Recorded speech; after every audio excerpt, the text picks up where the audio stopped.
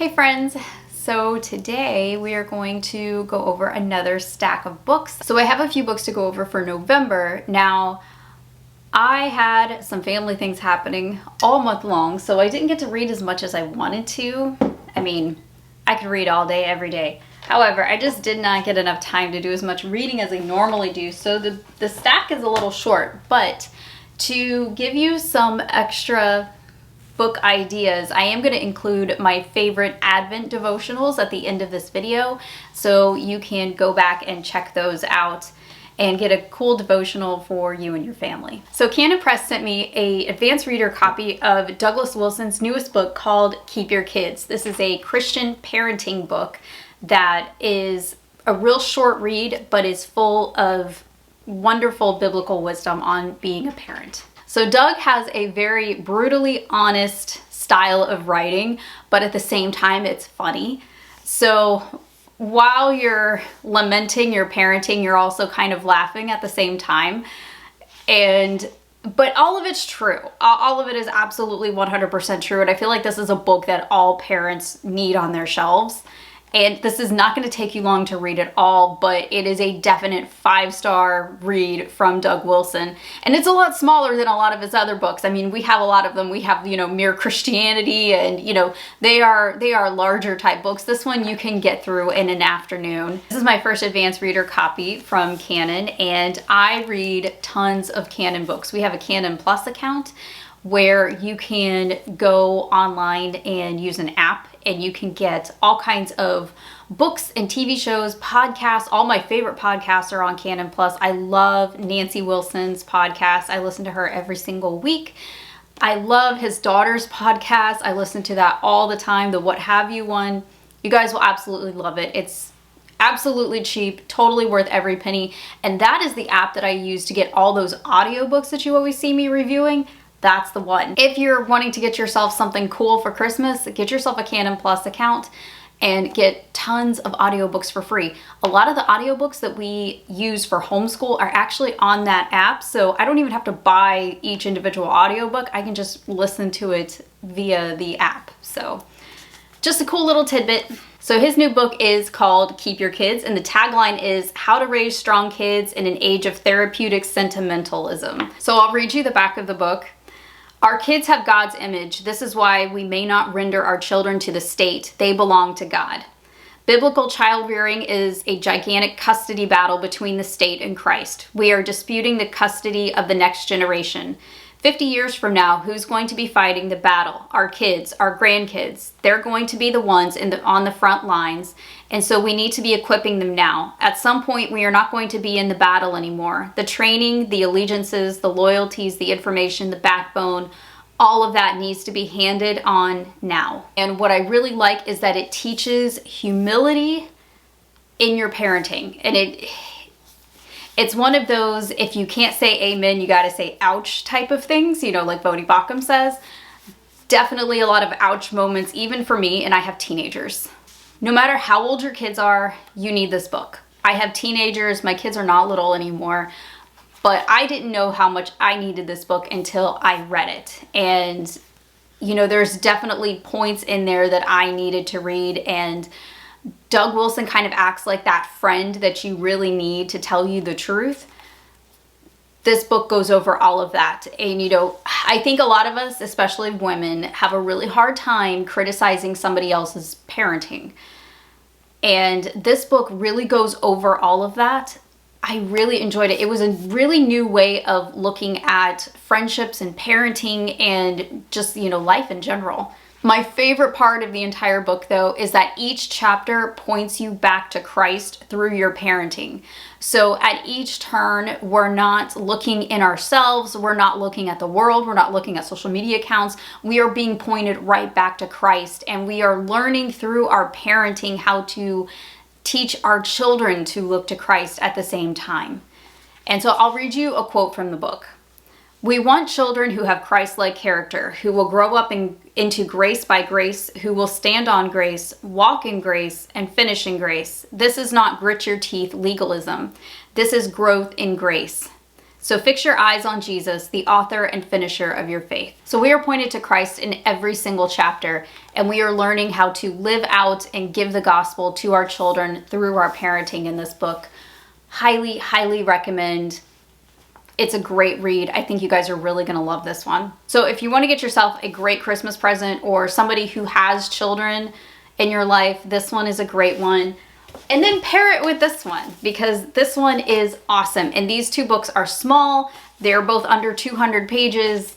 Again, you can get through them in an afternoon, and you will reference them over and over again. My highlighter with both of these books got a serious workout. I have so many quotes in here that I kept sharing with my husband every single time I went through a new chapter. A huge thank you to Canon for sending me this. I really appreciate it. It was a great book. I really, really dislike having to give bad reviews. And I'm not even saying that it's a bad book, okay? I'm not even saying it's a bad book. So you guys know that if I don't like something, if I don't like a book, I'm going to be honest about it, but I'm not going to be mean about it. You know what I mean? I'm not going to drag an author through the mud just because I didn't like their work or anything like that. And that's not warranted in this case, so I do want to say that up front. But I really hate to do this because I love this author.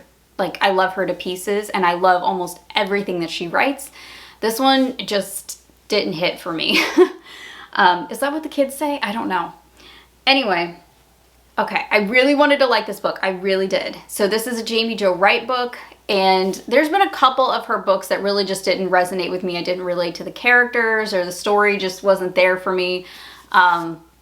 You know, I Hate Clowns, and one of her books was about a circus, and I was like, I can't read that. So, this one is The Premonition at Wither's Farm. Now, there's a couple of reasons why I didn't like this book. I think I just had a really hard time relating to either of the characters because it's a split time novel. The writing was great. Like, Jamie has a fantastic writing style. She really draws you in. So, I mean, I got almost halfway through this, and you know, before I was like, yeah, I think I'm just going to shelf it. So this one I did not finish. And I know it's really hard for me to say, how can you rate a book when you didn't, you know, even finish it? But the way I look at it is life is precious, and I don't need to spend time reading a book that I didn't enjoy. I didn't relate to the characters enough for it to keep my attention, even though the premise of the book was fantastic. And I'm sure a lot of people will relate to this, but there was a couple reasons why. First, one of the characters, her struggle is miscarriages, and I have suffered through several of them, and so it was very hard for me because that was the only way that I really did relate to her. And I feel like the Lord has healed me from, you know, that emotional trauma, I guess, of those events in my life, and it was really hard rereading, you know, some of those emotions. So that really had me struggling. But also in the other timeline of the other main character, which was in the late 1800s or early 1900s. Yeah, 1910. Her mother does a lot of seances and things like that. And I don't know, I couldn't, it's not my thing. Like, I don't like that type of stuff. And I know at the end of the book, like, Jamie's not condoning it. Everything comes from a Christian perspective. And I know that, like, there will be a way that it gets worked out in the end, and that will point to Christ. However, I just didn't like it. I didn't even like reading about it. So this is no shade to Jamie. I love her work, and I will go and pick up a different book of hers, like right after I'm done filming this video, because I'm always reading a Jamie Jo Wright book. So this is no shade to her, absolutely not. It was just my personal struggles with some of those events. So I'm just gonna put this on the shelf, and I will get a new one. So another book that is canon is A Typical Woman by Abigail Dodds. Wow, I loved this book. I think I might actually go pick up a physical copy of it. And I'm really careful about how many physical copies I have, just because our bookshelves are kind of overflowing.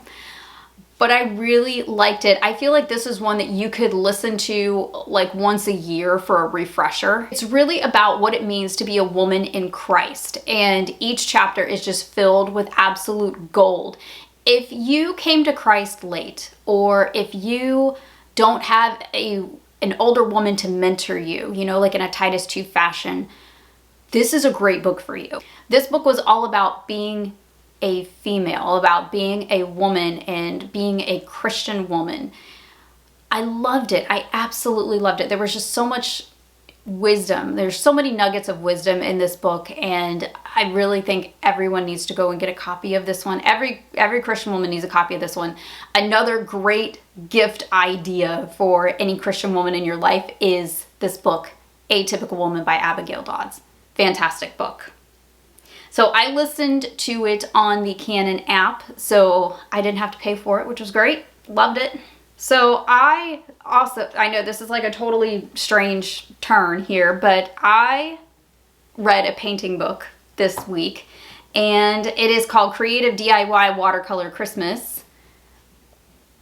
That's what it looks like. That's on Goodreads. That's what it looks like. This was such a cute book. I got it on Kindle Unlimited, and I put it on my computer.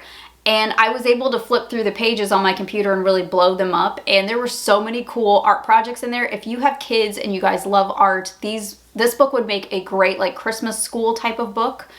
Perfect. I really liked it. I think I'm going to do some of the projects in there for myself, just like some of the painting projects and things like that. Really, really enjoyed that book. Okay, so that's really all I read for November. It was kind of dismal this month, but that's okay. I had a lot going on, and we, just got through Thanksgiving and everything, and there was a lot of family stuff. So I'm going to go through my 3 favorite Advent books. We have done all 3 of these with our family for family worship, and I will go through those. Okay, so first is Sinclair Ferguson's Love Came Down at Christmas, and it's got a really pretty cover, doesn't it? We read this one last year because it was brand new, and I was just absolutely delighted because you guys know I'm an R.C. Sproul nerd. This one is The Advent of Glory. This was his only Christmas devotional, and I believe it's taken from his sermons because he never actually made an Advent book. And this one is 24 devotions for Christmas. There's I think a prayer after each one by different people. Really, really nice book. They're short and sweet, but they're also wonderful family discussions as well. And then this one's actually my favorite, which is Doug Wilson's God Rest Ye Merry. I don't think there is another one that is quite this great. This one was definitely one of my favorites. This one and Advent of Glory are my 2 favorite Advent devotionals for family worship.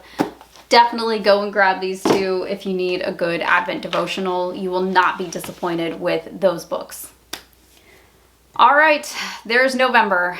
And now we're going to go into December, so I'm looking at some December books, and I already started one last night. It was a great book. I have, I think, read about 20% in it, and it's a Gabrielle Meyer book, so I can't wait to share it with you. She's one of my very favorite authors who writes Christian fiction, and I love her historical novels. So this one I can already tell is going to be a great book, and I was looking for one to get into, and I just could not seem to get into a book recently, and now I finally found one. So I will update you when that one is all done. Again, my Goodreads and all that information should be down below in the description box, and I will put links to everything so you can grab any of these books that you want. I'll see you in the next one. I hope you have a great rest of your day, and happy homeschooling.